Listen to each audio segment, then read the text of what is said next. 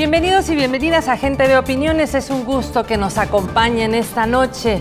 Hoy vamos a hablar sobre el tema de personas con discapacidad, sus derechos, las convenciones. Para ello hemos invitado a Olga Serrano, presidenta de la Asociación de Lisiados de Guerra de El Salvador, Héroes de Noviembre de 1989. Ángel, buenas noches, Olga.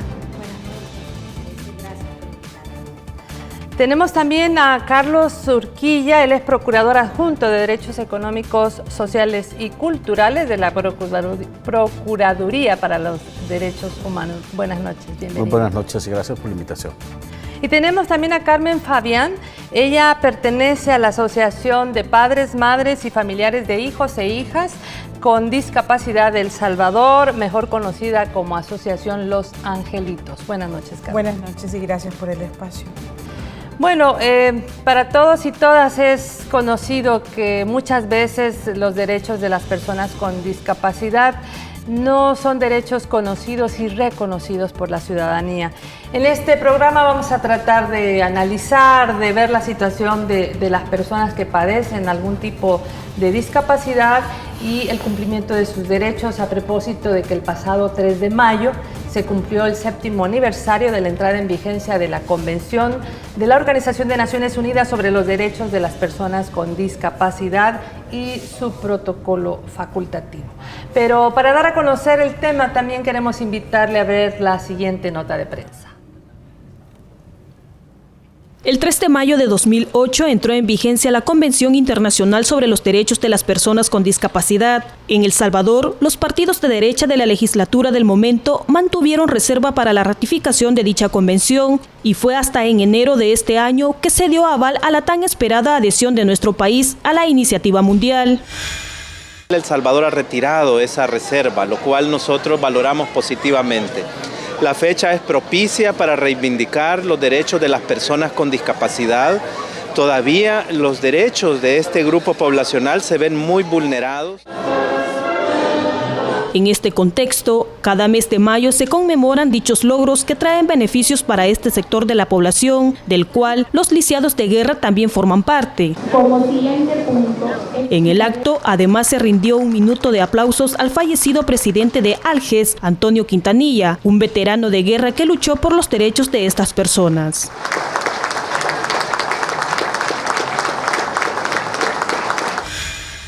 Como Alges, obviamente, somos personas con discapacidad a consecuencia del conflicto armado.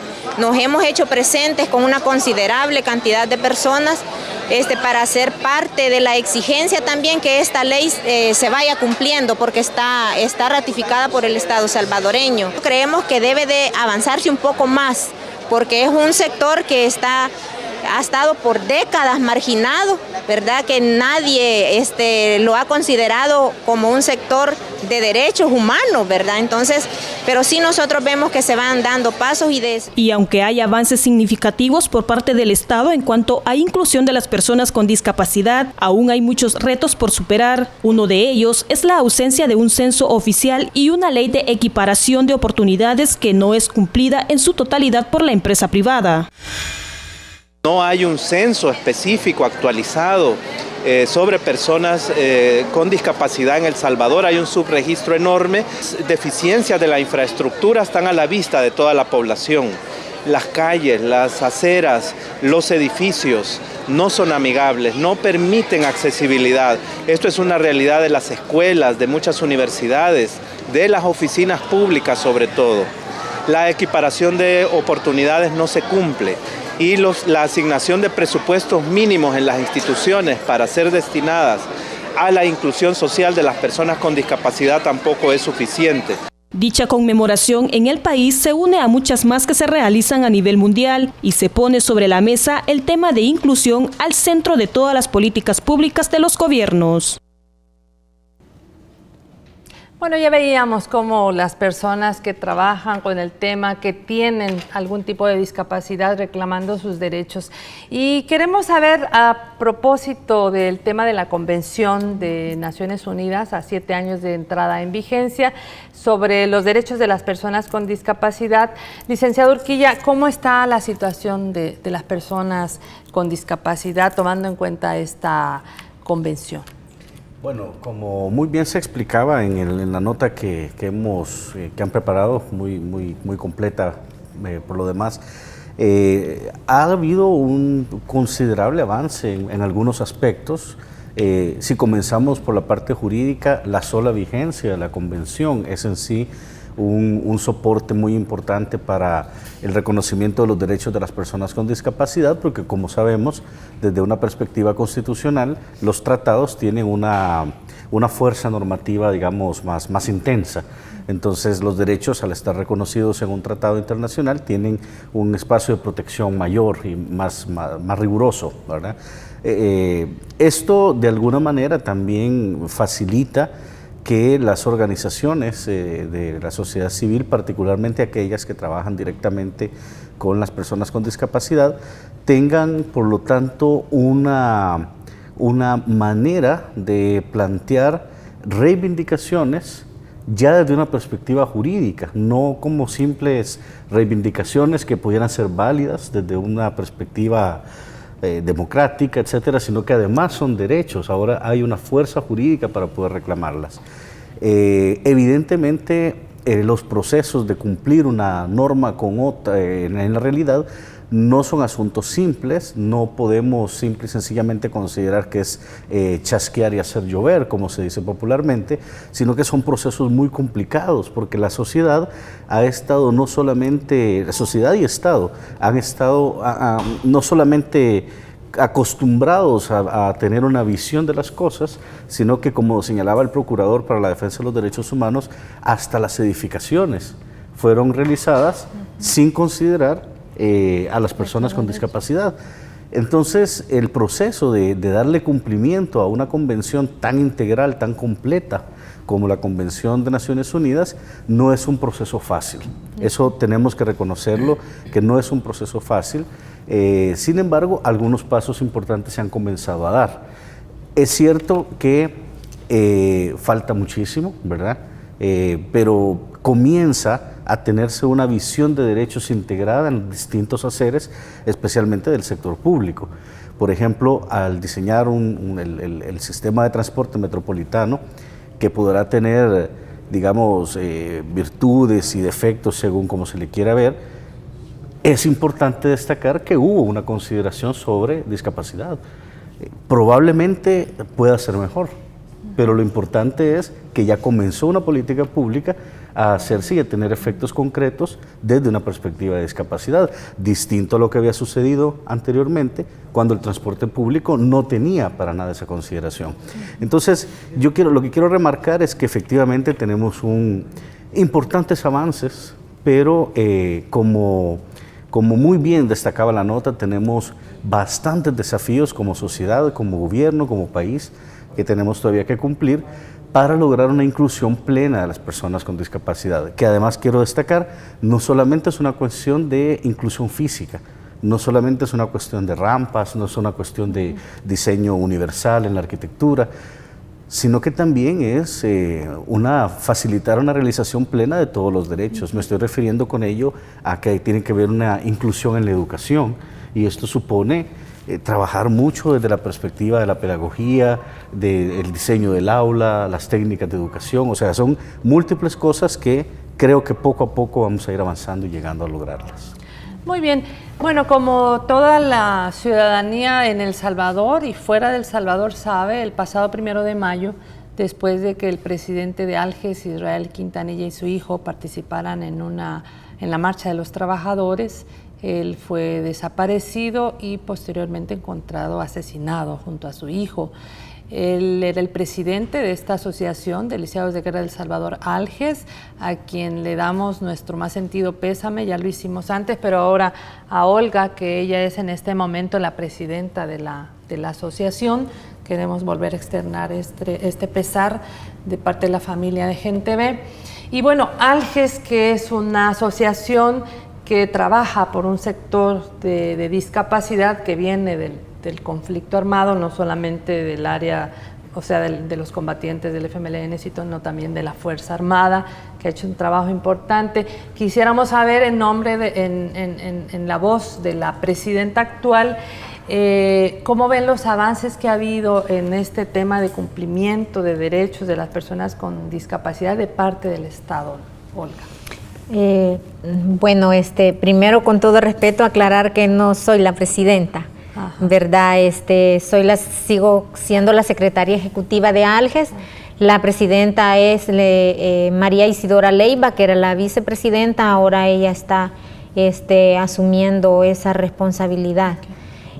Bueno, los avances que nosotros como ALGES consideramos muy importantes, bueno, ya el licenciado Urquía mencionaba, pero también como el cambio en la estructura orgánica del CONA-IPD, ¿verdad? Para nosotros es un logro el que ahora estén bueno, aunque no están los ministros, ¿verdad? Pero sí están los viceministros de ministerios muy estratégicos del país, ¿verdad? El Ministerio de Trabajo, Ministerio de Educación, Salud, Obras Públicas, Hacienda, la misma Secretaría de Inclusión Social. Entonces, son siete de gobierno, ¿verdad? Con poder de decisión, creemos que eso es muy importante, ¿verdad? Luego también el hecho de que ya en Casa Presidencial se tenga la ley de inclusión de personas con discapacidad que va a sustituir a la ley de equiparación de oportunidades, que es una ley ya obsoleta, ya no está de acorde con la convención. Entonces eso, nosotros creemos que el que ya esté en CAPRES y que ya esté en proceso de estudio, aunque nosotros quisiéramos que fuera más rápido, ¿verdad? Porque vemos que es así como muy despacito, ¿verdad? Entonces quisiéramos que fuera como más rápido para que ya pues este sector importante y grande del Salvador, de las personas con discapacidad, sean vistas como tal, ¿verdad? Sin embargo, nosotros creemos que tenemos confianza en que se va a cumplir, se va a aprobar en el momento que más esperamos. También creo que otra cosa importante es el que ya se inicie por lo menos el censo es verdad, el censo, la encuesta nacional de personas con discapacidad, que va a permitir al Estado salvadoreño saber, ¿verdad?, en qué situación está y qué medidas ir tomando. Entonces eso para nosotros es importante, porque imagínense, tanto años ni siquiera eso teníamos, ¿verdad? Entonces, ¿cómo se pueden generar programas o políticas públicas si ni siquiera sabemos cuántas personas con discapacidad hay, ¿verdad? Entonces, y bueno, lo otro que también el haber ya quitado la reserva, ¿verdad? Eso es importante también, porque eso, al mantener esa reserva, era como que aunque estuviera ratificado, pero no hacemos nada, ¿verdad? Ahora que ya se ha retirado, eso también es un avance. Nosotros como ALGES lo reconocemos, ¿verdad? Creemos que esas cosas se tienen que ir dando, y como decía, ¿verdad?, nosotros quisiéramos que fuera un poquito más rápido, y ahí está la responsabilidad y el trabajo también de las organizaciones de ir pidiendo, exigiendo al Estado salvadoreño que las cosas se vayan haciendo. Muy bien. Carmen Fabián, de la Asociación Angelitos, bueno, con CONA-IPD, que es el Consejo Nacional de Atención Integral a las Personas con Discapacidad, que es una instancia, digamos, estatal para atender el tema. Ya vamos a profundizar cuáles son los cambios que se han dado. Pero, Carmen, si nos pudieras también decir de las leyes que actualmente están protegiendo los derechos de las personas con discapacidad, ¿qué tipo de reforma se necesitaría? ¿Cómo lo ven ustedes que trabajan también con familiares de personas con discapacidad? Bueno, básicamente creo que nuestro principal instrumento de exigencia, de demanda de derechos, es la Convención sobre los Derechos de las Personas con Discapacidad, que como ya lo ha dicho el licenciado Urquía y Olga, el hecho de que se levantara la reserva a esa convención nos deja como la puerta abierta para poder respaldarnos en esa exigencia. Eso como instrumento internacional, porque el Estado salvadoreño se comprometió, ¿verdad? Adoptó esa convención y dijo, bueno, sí, voy a hacer esto que está planteado en la Convención. Que la Convención supera lo que habíamos tenido antes, bueno, lo que aún tenemos en vigencia, que es la Ley de Equiparación de Oportunidades para las Personas con Discapacidad, que también ya, como bien lo ha planteado Olga, es una ley que, si bien es cierto, hay elementos ahí que, por ejemplo, no se cumplen, como el tema de contratación, ¿no? De 25, cada 25 empleados una empresa debe contratar a una persona con discapacidad, con una multa de $57.14, pues cualquier empresario pues simplemente paga la multa y no asume, ¿verdad? No cumple la ley. Eso como un elemento significativo, pero ya, como se ha planteado, es una ley que ya fue superada, ¿verdad? Desde la percepción que hay de las personas con discapacidad, el marco jurídico que ahí se establece, ha sido superado por la Convención, ¿no? Y de cara a eso fue que las organizaciones de personas con discapacidad, con el apoyo de la Procuraduría para la Defensa de los Derechos Humanos, nos tomamos alrededor de 3 años, ¿verdad?, elaborar un anteproyecto de ley, que es que mencionaba Olga, el anteproyecto de la Ley de Inclusión de las Personas con Discapacidad, que asimismo ha sido respaldado por el CONAIPD, que es la instancia... Este es el que está en este momento en Casa Presidencial. Rectora, sí, exactamente, es el que está en revisión en CAPRES, ¿verdad?, con más de 116 artículos, que desde el espíritu de la Convención busca restituir, ¿verdad?, esos derechos que han sido negados por años, ¿no?, hacia las personas con discapacidad. Muy bien. Y desde la Procuraduría Adjunta de Derechos Humanos, ¿cuál es el papel que ustedes han tenido precisamente en la elaboración de esta ley de inclusión para las personas con discapacidad que está en revisión? ¿En qué consiste, a grandes rasgos, por supuesto, este anteproyecto de ley? La Procuraduría cumple en ese sentido una labor convocante hacia las organizaciones de la sociedad civil, quienes se organizan en una mesa de trabajo, llamémoslo de esta forma. La Procuraduría ayuda a facilitar esta mesa, pero la mesa es de las organizaciones, y facilitó de alguna manera el proceso para ir construyendo esta normativa. A diferencia de muchas otras normativas que surgían de la oficialidad hacia la sociedad, digámoslo de esa manera, esta ha llevado un tránsito a la inversa, ¿verdad? Esta lleva un tránsito redactada, construida, elaborada desde las organizaciones de la sociedad civil, y ahora se le ha planteado a la oficialidad, a la Presidencia de la República, para que ejerza la iniciativa de ley correspondiente. Entendemos que la Secretaría para Asuntos Jurídicos y Legislativos de la Presidencia está haciendo las valoraciones correspondientes desde la perspectiva de la técnica jurídica que ellos tienen que aplicar. Parece que se realizan algunas consultas también con otras instituciones, pero como han señalado Carmen y Olga, y lo ha indicado también la Procuraduría para la Defensa de los Derechos Humanos en algunas oportunidades, necesitamos que ese proceso sea más rápido, porque de por sí los cambios son lentos. Como estábamos mencionando, supongamos que tenemos una infraestructura y tenemos que adecuarla, eso lleva una inversión. Eso es un pequeño ejemplo. Ahora veamos la transformación que tiene que haber en un país. Aquí se mencionó, por ejemplo, la regla de contratación de 25-1 en materia de empleo, que contempla la actual Ley de Equiparación de Oportunidades.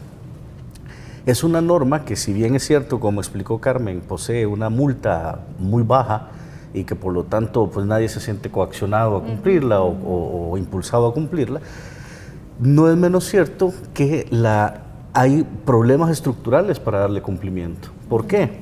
Porque estamos bajo la idea de que hay que incorporar a la persona con discapacidad o incluir a la persona con discapacidad en condiciones plenas de igualdad.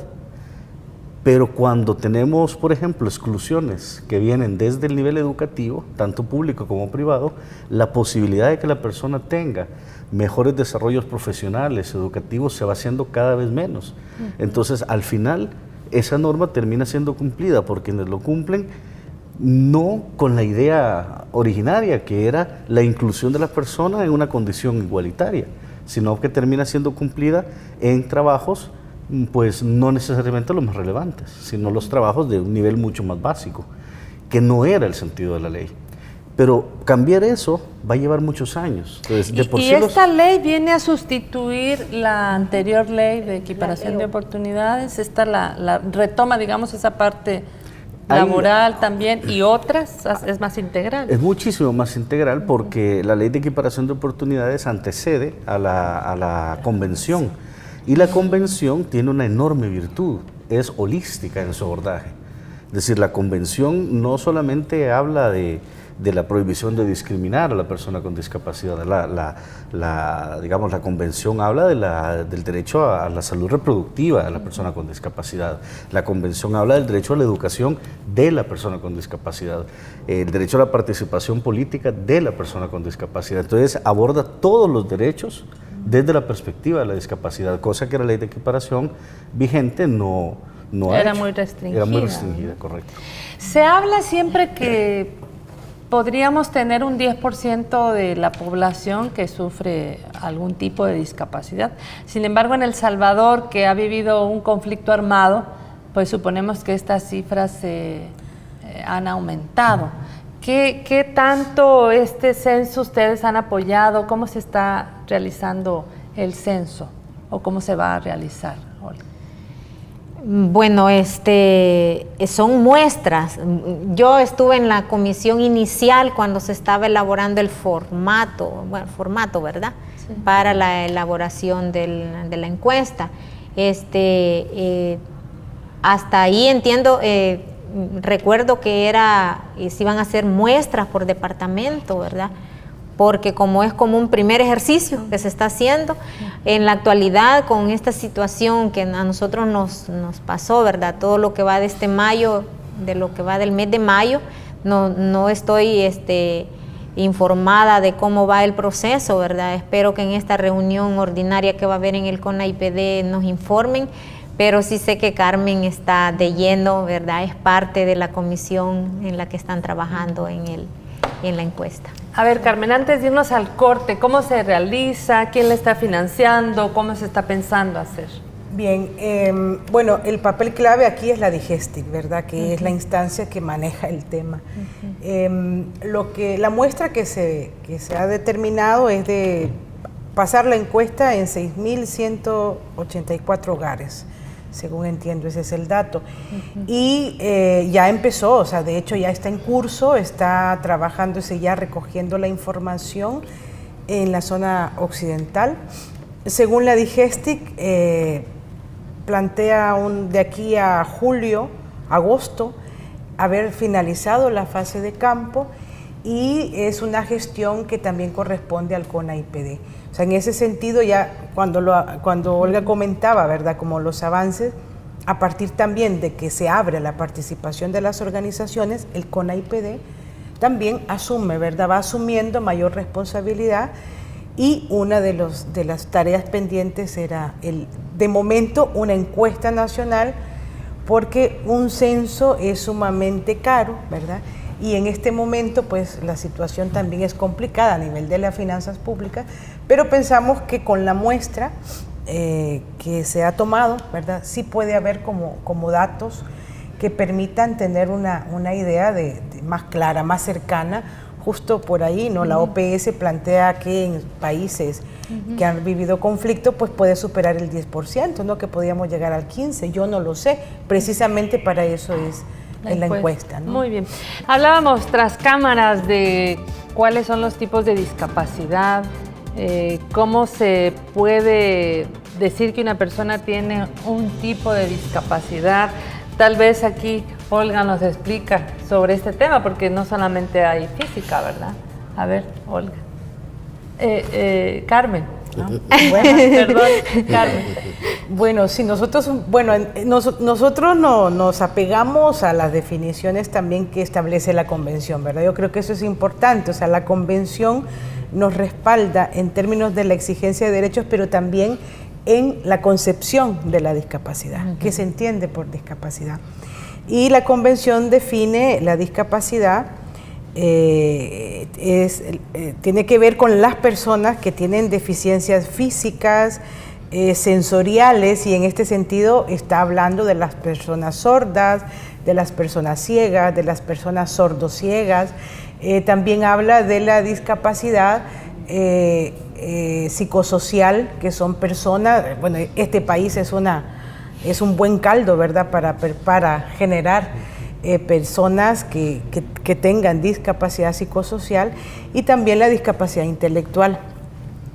En todo caso, nosotros nos evitamos hablar de nombres, de diagnosticar, porque no es por ahí donde nosotros entendemos, ¿no? O sea, hay deficiencias en las personas de todo tipo, ¿verdad? Como decía, sensoriales, físicas, psicosociales, intelectuales, que al interactuar con su entorno, ir a la escuela, querer ir a la unidad de salud, querer ir a la calle, encuentra barreras, ¿no? Y esas son las barreras que no permiten su participación plena y efectiva en la vida de la comunidad, ¿no? Por eso hablamos de inclusión social, porque la apuesta es eliminar esas barreras de comunicación, de información física, de percepción, etcétera, que en su conjunto limitan la participación, ¿no?, la inclusión de las personas con discapacidad. Y por eso se generan toda una serie de mitos y cosas, ¿verdad?, hacia las personas con discapacidad. Sí, una cosa es tener discapacidad y otra es tener deficiencia. Yo decía que tenía discapacidad visual, pero me han aclarado que no es una deficiencia porque se corrige con los anteojos. A ver, procurador, ustedes que reciben muchas de las demandas de la ciudadanía y que también de alguna manera califican a las instituciones estatales en su labor, ¿cómo han visto la respuesta de las instituciones de gobierno hacia las demandas de esta población con discapacidad a un año del segundo periodo de gobierno del FMLN? Mire, definitivamente, digamos, no siempre es exitosa una gestión de un caso, porque las dificultades son enormes. O sea, digamos, yo puedo recibir una denuncia, por decir algo, voy a plantear una cuestión hipotética, yo puedo recibir una denuncia de una madre que considera que su hijo está siendo excluido de la escuela por razón de discapacidad. Y yo le puedo citar cómo en otros países han resuelto, por ejemplo, la integración escolar, el trabajo con técnicas en los maestros para poder desarrollarse en aulas integradas. Pero eso yo no puedo lograr que se genere para un caso en particular, porque poco ganaríamos que, digamos, ante una queja de esta naturaleza, venga, por decir algo, el Ministerio de Educación y transforme una escuela. Porque la realidad es cierto, está bien, probablemente resolvamos el problema de esa persona, pero no se trata que los que no se han quejado no tengan la solución del problema. Es decir, que aunque ellos tengan derecho a la solución y lo puedan obtener por una vía lícita, también hay que trabajar a nivel estructural, y ese cambio estructural es el que es complejo. Ahí es donde la cosa se hace realmente difícil. Entonces, como muy bien explicaba Carmen, el concepto de la discapacidad es un concepto que relaciona una deficiencia con barreras que la sociedad inventa, que la sociedad construye, a veces con una mala intención y a veces simplemente por desconocimiento. Y ese concepto requiere, o la idea de la superación del reconocimiento de derechos implica destruir estas barreras. Y destruir estas barreras supone un trabajo complejo y completo de instituciones públicas. Entonces aquí quiero retomar algo que señalaba Olga, relacionado con la integración del CONAIPD. Porque el CONAIPD es ese punto de encuentro oficial donde sociedad civil y Estado tienen la posibilidad de estar, gracias a una reforma implementada en el quinquenio pasado, en condición de paridad. Antiguamente la participación de la sociedad civil era minoritaria, de manera que el gobierno llegaba y decidía lo que consideraba. Hoy hay una posibilidad paritaria en el sentido que los ministros, si votan en bloque, no hacen mayoría para alcanzar una decisión. Y si la sociedad civil vota en bloque, no hace mayoría para alcanzar una decisión. Obliga, el escenario obliga a ponerse de acuerdo. Es un buen método, es un buen mecanismo, pero encontramos algunas dificultades que sería muy bueno poder corregir. Nosotros comprendemos que los ministros tienen múltiples ocupaciones y vemos bien que aunque es deseable que ellos participen, vemos bien que deleguen viceministros. Antiguamente el CONAIPD tenía delegación en funcionarios de menor rango y que por lo tanto tienen menor capacidad de decisión institucional y de compromiso, aunque tengan un compromiso individual, aunque conozcan de la temática, aunque quisieran hacer, no tienen la capacidad de influir en la toma de decisiones de su ministerio. Pero en ese sentido sí, en mi calidad de procurador adjunto y como observador del CONAIPD, yo debo lamentar la permanente ausencia del Ministerio de Hacienda, ¿verdad? Consideramos que todo lo que se conversa y se define en el CONAIPD necesita también una comprensión desde las finanzas públicas y viceversa. También hay que comprender la situación de las finanzas públicas para poder trazarnos un plan realizable. Entonces, yo considero muy importante que el Ministerio de Hacienda tenga una permanencia más activa de la que ha tenido hasta el momento dentro del CONAIPD. Bueno, habría que, ojalá escuchen ahí en el Ministerio de Hacienda. Sí. Olga, ¿qué espacios de diálogo, de concertación, de conocimiento de lo que este sector necesita se han abierto actualmente? Y digamos, si es diferente a como antes de que vinieran los gobiernos del cambio, habían estos mismos espacios. Bueno, ya el licenciado Urquía decía, ¿verdad? En el mismo CONAIPD, ¿verdad? Vemos 7 de la sociedad civil y 7 del gobierno. Entonces, eso ya permite hablar, tomar acuerdos, discutir, ¿verdad? Ese es un espacio estratégico en el tema de discapacidad, ¿verdad? Luego tenemos el espacio también en la misma Procuraduría para la Defensa de los Derechos Humanos. Se ha creado el Departamento de Discapacidad y la Mesa Consultiva de Personas con Discapacidad. Y ahí nos juntamos varias organizaciones, ¿verdad? Y igual es un espacio estratégico donde discutimos toda la problemática de discapacidad. Nosotros, bueno, la población lisiada de guerra, que está el Fondo de Protección de Lisiados, que igual hay gente de gobierno y gente de la sociedad civil también. Entonces esos son espacios que se han creado ahora con más apertura. Uno tiene más pues la posibilidad de llegar, plantear cosas. Igual, ¿verdad? Ahora que esta ley nueva que estamos hablando, que va a sustituir a la ley de equiparación de oportunidades, nosotros también ya nos iniciamos a reunir allá en Casa Presidencial, como cuando, ¿verdad? Ni en sueños, ni en sueños, ni de lejos se veía la Casa Presidencial, ¿verdad? Ya tuvimos 3 reuniones ya, ¿verdad, Carmen? 3 reuniones con la gente que está revisando la ley, todo el personal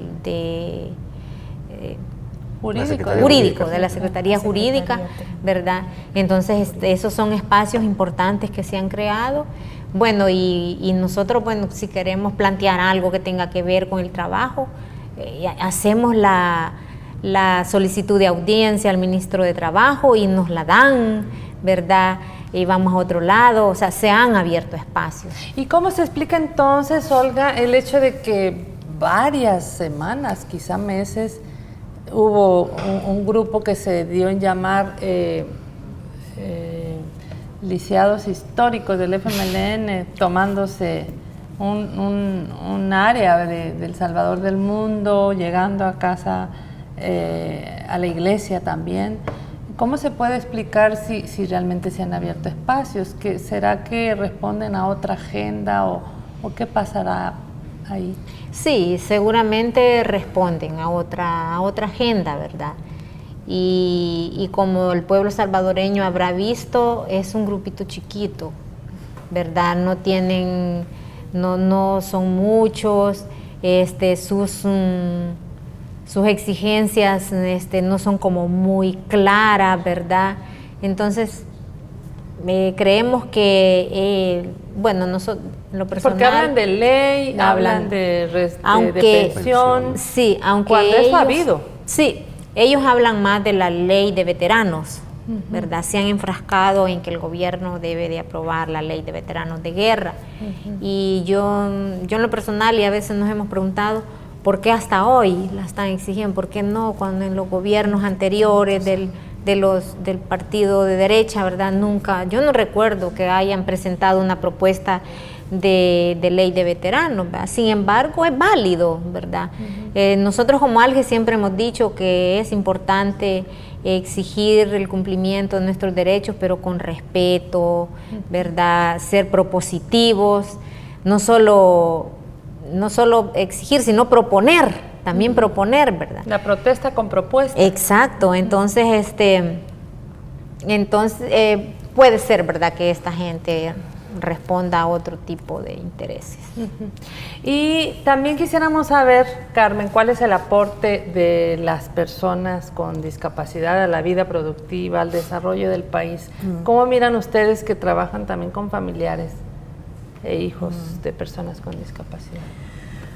Bueno, de momento la participación de las personas con discapacidad en la vida de sus comunidades, en la vida del país, está muy limitada, muy invisibilizada y poco entendida también, ¿no? O sea, nosotros trabajamos con familias, con papás, con mamás, con familiares, y el simple hecho de hacer un proceso que permita primero transformar la visión que existe de la persona con discapacidad, que no sabe hacer nada, que es una inútil, que pobrecito, ¿no? Un poco acabamos recientemente de pasar todo un evento que explota la lástima hacia las personas con discapacidad, ¿no? Como es el evento del fin de semana pasado.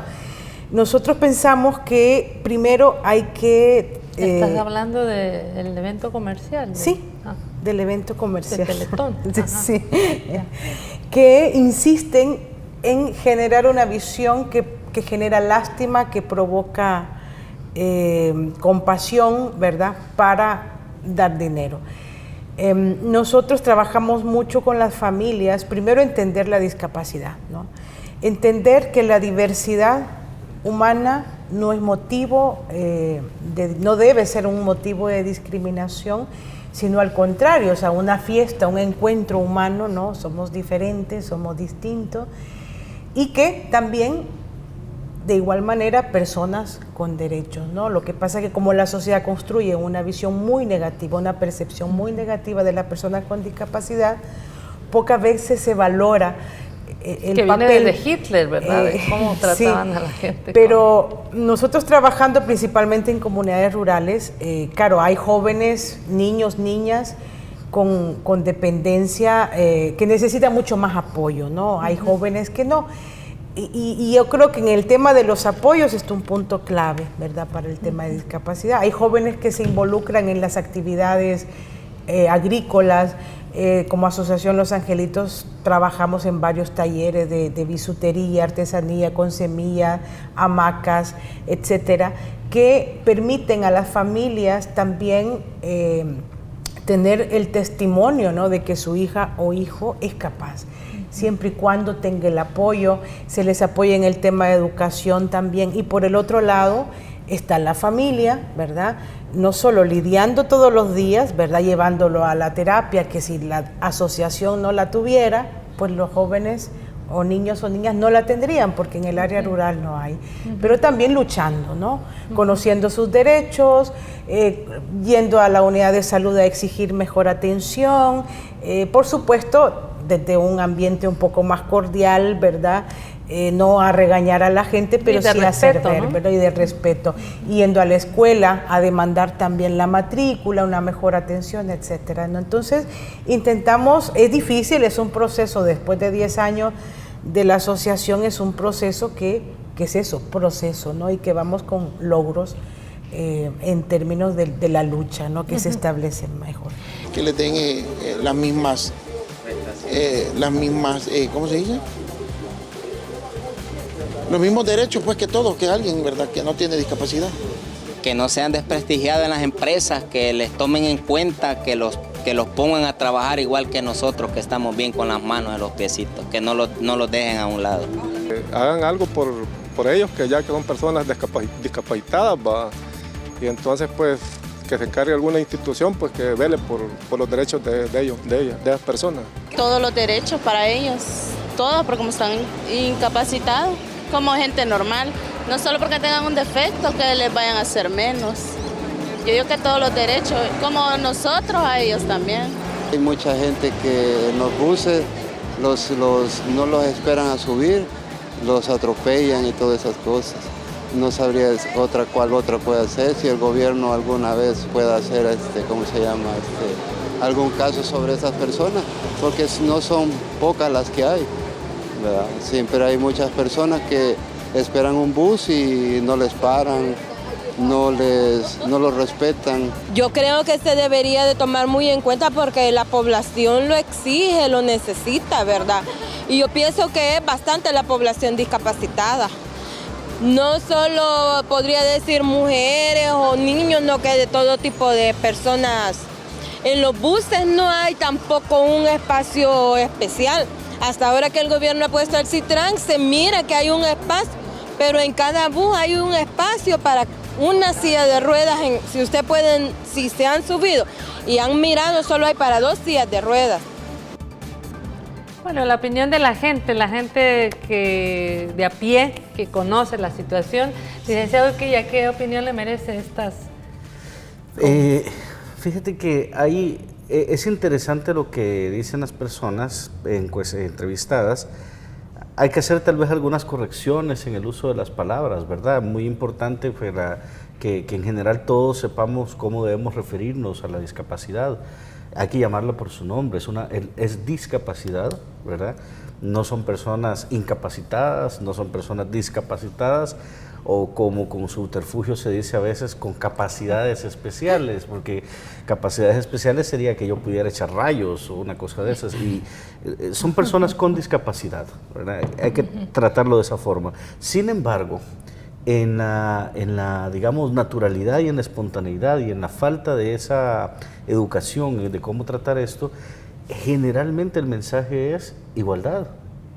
Eso es lo que yo extraigo como un denominador, quizás por ahí una voz más altisonante que otra, pero generalmente el mensaje que están pidiendo es trato igual, los mismos derechos, dice una señora. Hay 2 enfoques interesantes de 2 personas que se extienden en detalles, ¿verdad? En detalles que ellos han apreciado particularmente con el servicio público de transporte. Ya mencionan el Citran. Pero solo hay 2 cupos, dice. Pero tiene un efecto muy simbólico muy importante, y es que evidencia que hay un espacio que debe respetarse. Eso es parte del proceso que hay que generar con la sociedad en su conjunto, porque nosotros podemos ver ahora en muchos lugares de trabajo, en muchos centros comerciales, también que hay las demarcaciones para espacios de preferencia. Pero también vemos una enorme mala utilización de esos espacios, ¿verdad? Entonces falta mucho por hacer, pero hay que ir haciendo las conciencias adecuadas, y es muy importante y muy valioso que en general esta visión de las personas que fueron entrevistadas por Gente Ve tengan esa coincidencia que hay que garantizar la plenitud de los derechos en una condición de igualdad.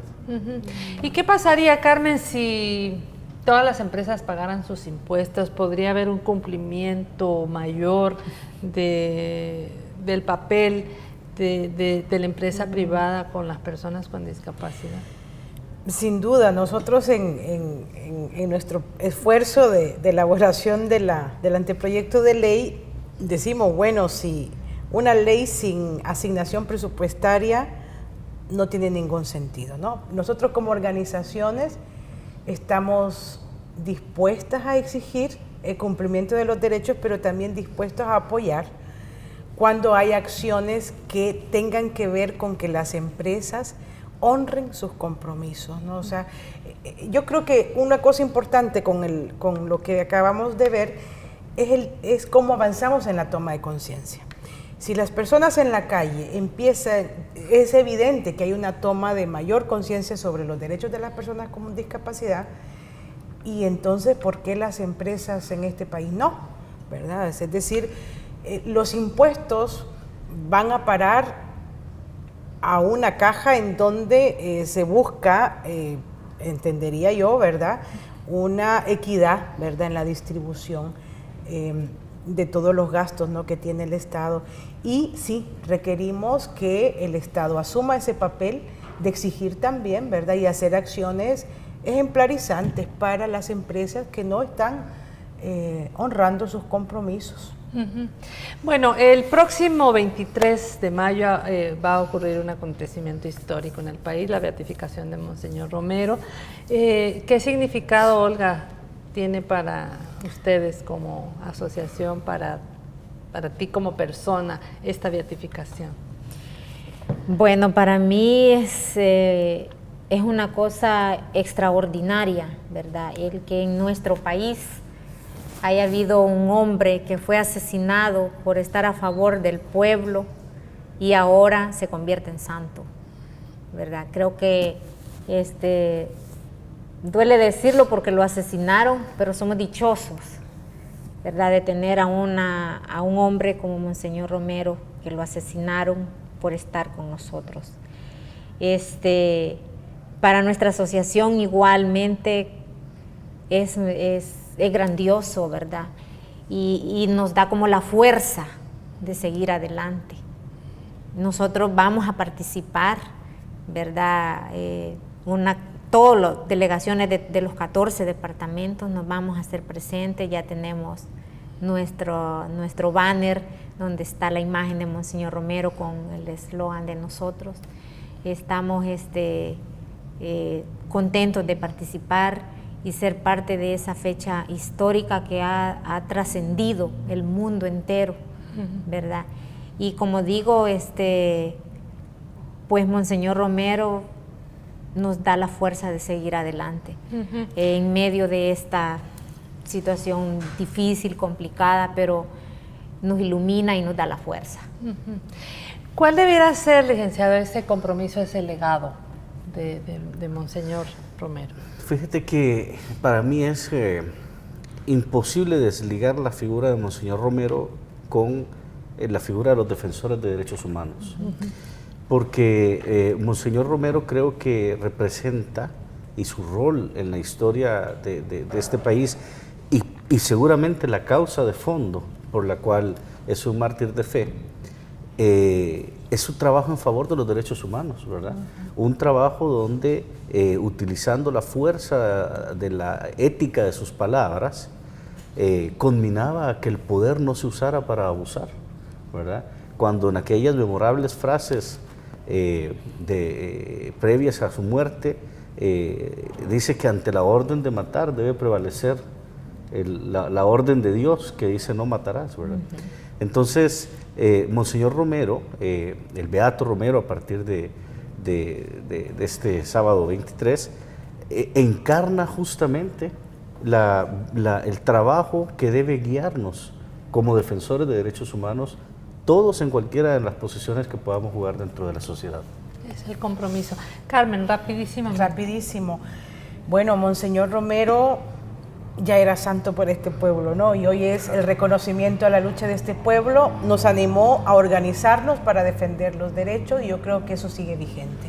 Organicémonos para defender nuestros derechos, porque si no lo hacemos nosotros y nosotras, pues nadie más lo va a hacer.